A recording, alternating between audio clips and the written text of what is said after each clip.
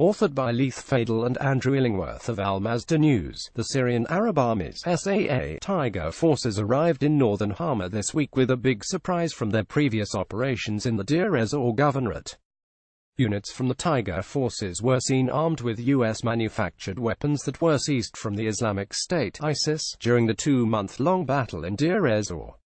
According to a military source in Hama, the Syrian Army's Tiger forces are planning to use the US-manufactured weapons against the jihadist rebels in the upcoming battle for the Idlib governorate.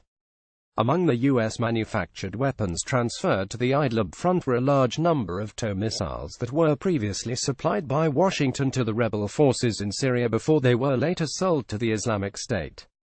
Screenshot via conflict armament research video documentation of weapons recovered from ISIS initially supplied through a CIA program to arm anti-Assad militants. The rapid defeat of Islamic State forces in eastern Syria over the last several months has seen the Syrian Arab Army capture untold quantities of military equipment from the terrorist group, most of which will likely go into the raising of new pro-government formations.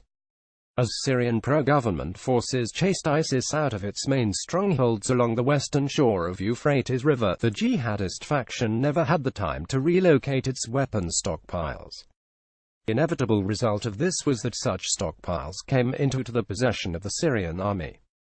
As video evidence has shown time and time again, the vast loot accumulated thus far comprises not only small arms, but also heavy weapons including mortars, howitzers, field guns, technicals, armored personnel carriers, main battle tanks and guided missiles. https://twitter.com/thearabsource/status/9414810704191528996. Despite the fact that some Western-made weapon systems, particularly artillery and anti-tank missiles, were found, by far most of the equipment is of Soviet design. The CIA Pentagon program to arm anti-Assad militants shipped mostly Soviet arms via Eastern Europe to US-backed groups. This means that the Syrian army, itself possessing Soviet-made, Russian weapons, has compatible ammunition and spare parts to maintain the captured weapons and thus has the ability to press them into service.